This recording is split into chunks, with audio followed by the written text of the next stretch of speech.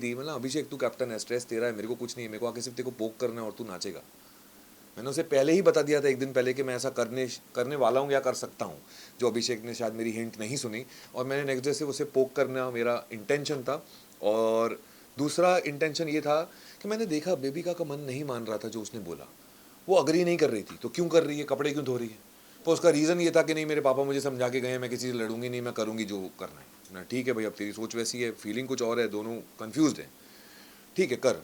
मनीषा उसकी दोस्त है, वो उसके अगेंस्ट जाएगी नहीं, तो उसने कर लिया। रही बात मेरी, तो अब कोई तो मज़े ले, कोई तो मना करे। मैं सोच रहा था कि ये टास्क दिया क्यों गया है, क्या ऑडियंस ये देखना चाहती है कि बेबिका कपड़े कैसे धोती है, नहीं। क्या वो ये देखना चाहते हैं कि मनीषा शू पॉलिश कर पाती है या नहीं, नहीं। तो इस टास्क का मकसद क्या था, कि पनिशमेंट दो और सब ले लें और घर चले जाएं? मेरे हिसाब से नहीं। मुझे ऐसा लगा कि इस टास्क का मकसद कुछ और है। वो अगर कैप्टन बन के पनिशमेंट दे रहा है तो हमारे हाथ में, हमने पनिशमेंट लेनी है नहीं लेनी है, रिवोल्ट करना है नहीं करना है। एंटरटेनमेंट मुझे उस टास्क में मिसिंग लग रहा था। तो मैं ये सारे पॉइंट्स को कंसिडर करते हुए मैंने सोचा, बेटा देख, तेरे पे आएगी, सब तेरे से लड़ेंगे, राशन मिलेगा नहीं, मतलब ओके, मेरे लिए राशन से ज़्यादा दाल चावल खा के मैं एक हफ्ता बिता दूंगा, पर मेरे लिए एंटरटेनमेंट ज़्यादा इंपॉर्टेंट है, जो ऑडियंस को देना चाहिए, वो मेरा काम है as an actor, as an entertainer in this industry since last 18 years. तो मैंने सोचा कि नहीं, अब जो कुछ भी होगा मैं तो ये उठाऊंगा ही उठाऊंगा, भले मेरे को कितनी भी गालियाँ पड़े। अगर मैं अगेंस्ट कर देता हूँ, बिग बॉस बोल देते हैं कि अभिषेक आपके हाथ में, अगर आपको किसी को जेल भेजना है तो भेज सकते हैं, मैं जेल जाने के लिए भी तैयार था। But eventually it came down to ration. और राशन में उससे पहले आपने देखा होगा बीबी वर्स के अंदर हमने अंडे लिए थे, तो कॉफ़ी और दही तो वैसे भी नहीं आनी थी, तो बचा क्या, ब्रेड बटर और चिकन। चिकन अभिषेक खुद खाता नहीं है, बचा ब्रेड बटर और सबके लिए अंडे। सिर्फ ये 3 चीज़ नहीं आई है। और हम वहाँ हॉलीडे पे नहीं गए हैं। मेरा ये कहना था कि हमें खाना तो मिल ही रहा है, बिग बॉस वाले हमें भूखा थोड़ी मारेंगे, हम कुछ ना कुछ खा के पेट भर के ही जी लेंगे। पर उनका ये कहना था कि उन्हें कॉफ़ी चाहिए थी, उन्हें बटर चाहिए था, मुझे ब्रेड चाहिए थी। तो मेरा ये कहना था कि भाई क्या ration ration ration ration ration लगा के रखा है, कभी दाल चावल नहीं खाए हैं क्या 8 दिन तक? That was the topic. Avinash, हमने देखा जिस तरीके से अभिषेक को आपने पहले कैप्टनसी से आउट किया था और जिया को कैप्टन बनाया था, तो कहीं ना कहीं अभिषेक उससे चिढ़ गया था, और ये एक पैटर्न देखा गया है कि अभिषेक को हार बर्दाश्त नहीं हो पाती और वो कहीं ना कहीं रिवेंज मोड लेता है। Do you feel the same? Because as a जनता हमने ये ऑब्जर्व किया है। यस, ये मैंने सलमान सर को भी बोला था, जब वो अभिषेक और मैं एक दूसरे को एडजेक्टिव्स दे रहे थे कि इसमें ये है, इसमें वो है, तब मैंने सलमान सर को बोला था कि सर इसमें ना बहुत कॉम्पिटिटिवनेस है, जो कि एक अच्छी बात है, लेकिन जैसे ही मैंने उसे वो सत्ता से हटाया था कैप्टनसी की, मुझे उसके अंदर ना उसका चेहरा एकदम, एक बच्चे का चेहरा होता है ना, उसके हाथ से अगर खिलौना छीन लिया जाए तो कैसा चेहरा हो जाता है, उसका चेहरा वैसा हो गया था। और उससे सडनली मुझे एक जेलसी फैक्टर दिख रहा था कि अविनाश नहीं, क्योंकि वो बहुत ही ओवर कॉन्फिडेंट था कि बजर मेरे सिवा तो अलावा कोई बजा ही नहीं पाएगा। और एक्चुअली वैसा हो रहा था, क्योंकि उसकी हाइट ज़्यादा है, उसके हाथ पैर लंबे हैं, और वो इतना ही करे तो बजर दब जा रहा था। मैं थोड़े ही इंच कम हूँ उससे, बट एक्सपीरियंस ज़्यादा है। तो मैंने अभिषेक को ये मुंह पे बोला, मैंने भाई हाइट तेरी ज़्यादा, हाथ पैर तेरे लंबे, कॉन्फिडेंस तेरा ज़्यादा। तो मैंने अपने आप से पूछा कि मेरे पास ऐसा क्या है जो अभिषेक के पास नहीं है, और मेरे जहन ने मुझे एक ही जवाब दिया, फोकस। और मैं उसी पे लगा हुआ था, फोकस, तभी वो 3 बार बजर मैं दबा पाया। और उसके बाद मैंने अभिषेक को निकाला, मनीषा को निकाला और जिया को बनाया। So it took a lot of efforts to do that. और जिया को मैं कहीं ना कहीं ये प्रूव करना चाहता था कि ऐसा नहीं है कि वो नॉमिनेशन की वजह से या ये रियलिटी शो की वजह से कि मैं तेरे साथ दोस्ती नहीं निभाऊंगा। मैंने उसे उसी वक्त बोल दिया था, once I am all in, I am always all in. Jiya की बात करें तो पहली बार जब आपने उसको नॉमिनेट किया था तभी उसे पैनिक अटैक आया था। उसके बाद आपने उसकी भरपाई करी कैप्टन बनाकर। उसके बाद आपने उसको फाइनलिस्ट भी बनाने की कोशिश करी। नहीं, उसके बाद उसने भरपाई दूसरी बार करी, मेरे को वापस नॉमिनेट कर कर। यस, हाँ, तो वही कहना था, जो एंड ऑफ द मोमेंट उसने जो नॉमिनेट किया, दो जन को जब बुलाकर नॉमिनेट करवा रहे थे, what is your take on that कि इतनी कंफ्यूज है जिया? क्या जिया सिर्फ अब सेल्फिश बन गई है अंदर? इस पे एक क्वेश्चन और ऐड कर रहा हूँ जिया के ही। अभिया एक ऐसा हैशटैग जो सामने आया है, यूजुअली नहीं बोला जाता है जो बाहर चल रहा होता है, लेकिन वहां पे कहीं ना कहीं एक हिंट दिया गया कि एक चल रहा है। उसके बाद से हमने देखा कि जिया कंटिन्यूसली अभिषेक के साथ इन्वॉल्व हो रही है, आपको नॉमिनेट कर रही है या फिर आपके खिलाफ जा रही है, चीजें कर रही है। उस चीज को लेकर क्या कहना है? यार, जिया ने जो कुछ भी किया वो उसकी सोच थी, वो उसकी पर्सनालिटी थी, वो सोच उसके दिमाग से आई, किसी ने उसको इन्फ्लुएंस नहीं किया। तो जो आया उसके जहन के अंदर से आया ना, But you feel betrayed. एक मिनट, एक सेकंड, तो जो भी आया उसके अंदर से आया, वो जिया की सोच थी। अगर किसी और के कहने से करती तो मैं बोलता कि इन्फ्लुएंस हो गई, बट नहीं, जो कुछ भी सोचा वो उसने खुद सोचा। मेरा ये सोचना है कि अगर मैं ऐसा सोचता ही नहीं और सोच पाता भी नहीं, और अगर वैसा सोच के अगर मैं ट्रॉफी जीत भी लूँ तो मेरे लिए वो ट्रॉफी नहीं होती, क्योंकि वो मैं रियल नहीं हूँ। वो फिर एक तो स्लाई गेम हो गई ना, कि चलो ठीक है, ओके इस गेम में ऐसा करते हैं। बट ये भी अगर देखा जाए, उसने मेरे मुंह पे एक्सेप्ट किया कि हाँ उसे सेल्फिश मोड ऑन करना था और उसे अपने बारे में सोचना चाहती थी। तो ये जिया की पर्सनैलिटी का हिस्सा है, मैं ये बोल रहा हूँ। सेल्फिश मोड ऑन करना जिया की पर्सनालिटी का हिस्सा है। तो अगर वैसी वो सच्चाई है उसके बारे में, तो जिया वैसी है। और कहीं ना कहीं मुझे ही क्लैरिटी मिली कि जिया ऐसा कर सकती है, कि उसके अंदर एक पर्सनालिटी ट्रेट ऐसा भी है। तो eventually I got to know the clarity. Betrayal free feel नहीं मैं बोलूँगा, betrayal is a very big word. Nomination तो मेरे 7 हफ्ते में से 5 हफ्ते हुए। मैं तो ऐसे ही लगता था मैं एलओसी पे चल रहा हूँ कि कब बम फट जाएगा पता नहीं चलेगा, और हर हफ्ते कोई ना कोई बम फटता ही था। पहले 3 हफ्ते तो कहाँ से बम फट रहे थे समझ में नहीं आ रहा था।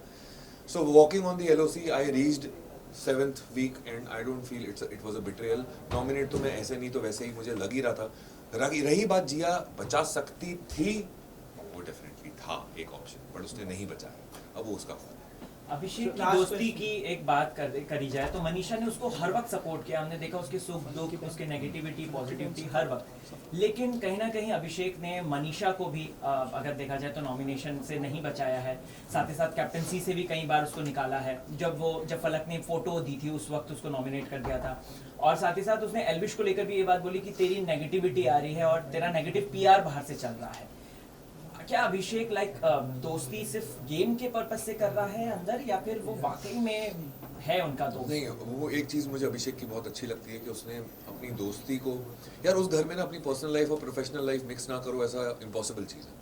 तो ये अभिषेक की एक अच्छी चीज़ है कि उसने अपनी और मनीषा की बॉन्ड को एक अलग जगह दी है। और अगर उस गेम में अगर आप एक दूसरे को नॉमिनेट भी कर लो तो इसका मतलब नहीं है कि आप दोस्त नहीं हो और आप एक दूसरे के खिलाफ हो जाओ। तो वो एक चीज़ अलग है, उसको अलग रखो। दोस्ती एक अलग चीज़ है, उसको अलग रखो। वो उसने बहुत अच्छी तरीके से डिफाइन की है। रही बात अभिषेक के इंटेंशंस की, तो उस पर मुझे तब शक आता है जब वो एल्विश के पीछे ऐसा बोलता है अपनी मॉम को कि वाइल्ड कार्ड तो जीत नहीं सकता। अरे भाई तेरा ही दोस्त है, क्यों ऐसा बोल रहा है?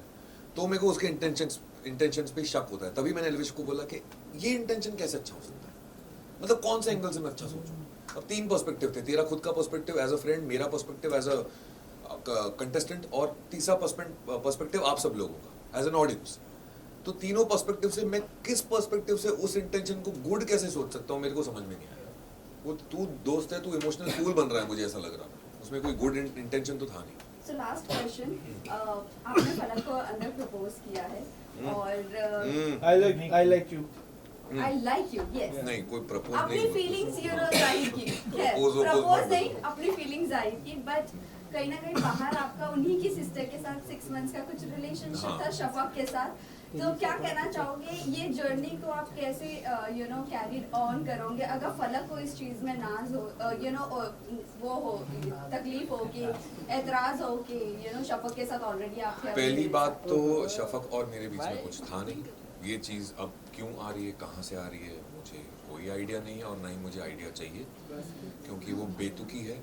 मैं और शफक एक टेलीफिल्म में साथ में थे जो स्टार प्लस पे टेलीकास्ट हुई थी। 10 या 12 टेलीफिल्म बनी थी, उसके लिए हमारा 20-25 दिन का आउटडोर था महाबलेश्वर में। और हमारी टेलीफिल्म की सबसे ज़्यादा टीआरपी आई थी। वो एक रोमांटिक टेलीफिल्म थी, वो एक बहुत अच्छा शूट था। वो आज भी मैं मिस करता हूँ, इतना अच्छा शूट था वो। और वो सब साथ में ही रह रहे थे। तो उस वक्त समीर शर्मा भी मेरे साथ उसी शो में था, जो अब नहीं रहे।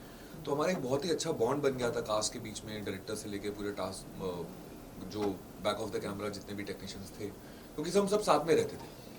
तो उस वक्त का ही ये दौर है। और वो चीज़ अब क्यों आ रही है 11 साल बाद, कहाँ से आ रही है, क्यों आ रही है, और उससे तवज्जो क्यों दिया जा रहा है, मुझे नहीं पता। ऐसा कुछ भी नहीं है। It's a complete surprise for me. फलक ने भी मुझसे ये कल पूछा, तो फलक को भी नहीं पता था और मुझे भी नहीं पता था। तो वी हैव नो आइडिया। और फलक को इस चीज़ से कोई फ़र्क नहीं पड़ता, उसने बोला, क्योंकि वो सही है ही नहीं। और मुझे भी कोई फ़र्क नहीं, इससे कोई फ़र्क नहीं पड़ता क्योंकि वो सही है ही नहीं। Okay, so एक last question. Who is Elvish for you? कैसा बंदा है आपके लिए एल्विश? यार एल्विश गेम में कुछ और था, घर में जाते जाते कुछ और नजर आया। उसका हक टच कर गया मेरे को। उसने जब एंड में हक किया ना, तो वो बहुत ही जेन्युइन था। क्योंकि मैंने कोशिश की उसे समझने की, मैंने एक्स्ट्रा एफर्ट्स डाले उसे समझने की, जबकि वो तो मुझे गालियां दे रहा था और वो मुझे गंदी लैंग्वेज यूज़ कर रहा था जो कि मुझे समझ में भी नहीं आ रही थी वो बोल क्या रहा है। बट फिर भी मुझे ऐसा लगा कि मुझे कोशिश करनी चाहिए, ऐसा नहीं होना चाहिए कि अविनाश ने तो कोशिश ही नहीं की समझने की एल्विश को। तो मैंने जब उससे समझने की कोशिश की तो मुझे उसका रियल साइड दिखा कि वो एक समझदार बंदा है। अगर उसे 2 मिनट बैठ के अगर कुछ समझाओ ना प्यार से, भले आप अगर उसे हक जमाना चाहो ना तो वो हक जमाने देता है, क्योंकि वो ऐसा इंसान है, वो एक नाइव इंसान है जो 24-25 साल का है और वो उसमें समझदारी है, उसमें ज़्यादा गहराई है, वो समझता भी है और समझाता भी है और सिचुएशन भी समझ लेता है। पर उसने एक्सेप्ट किया उसमें एंगर इशू है कि उसका 2 सेकंड में गुस्सा ऐसे जाता है पर वो 2 घंटे में वापस ठंडा हो जाता है। ये चीज़ उसी ने खुद एक्सेप्ट किया और मुझे उसके लिए उसने सॉरी बोला है, विच आई टुक इट ग्रेसफुली। और मेरे लिए अपने दिमाग में जहन में उसके लिए कुछ भी ग्रजेस नहीं है। जो उसने किया वो उसकी पर्सनैलिटी थी। अगेन जिस तरीके से मैंने संभाला उस सिचुएशन को वो मेरी पर्सनैलिटी थी। सो क्या एल्विश के कंधे पे कोई और बंदूक रख के चला रहा है, जैसे कोई और हक जमा रहा है उसके ऊपर? एल्विश पे मुझे नहीं लगता एल्विश किसी को हक जमाने देगा, बट एल्विश कहीं ना मैंने महसूस किया है कि जब वो मनीषा और अभिषेक के साथ होता है तो अब मैं उसे पीयर प्रेशर बोलूं या कम्युनिटी प्रेशर बोलूं कि अभिषेक अपने आप को एक तौर तरीके से रिप्रेजेंट कर रहा है तो मुझे भी इस तरीके से अपने आप को रिप्रेजेंट करना चाहिए जो मेरे फोटा है। मनीषा अपने तरीके को इस तरीके से एस्टैब्लिश कर रही है तो मेरा फोटे क्या है, मैं हरियाणवी हूँ तो मुझे इस तरीके से अपने आप को दिखाना चाहिए। तो क्या वो पीयर प्रेशर में आके कम्युनिटी प्रेशर में आके अपने आप को ऐसा रिप्रेजेंट कर रहा है, वो मेरे को समझ में नहीं आता। क्योंकि जब उसके साथ 1-to-1 as a man to man personally बैठो तो वो बहुत ही समझदार इंसान है, पर वो समझदारी जाती कब है, जब उनके साथ होता है।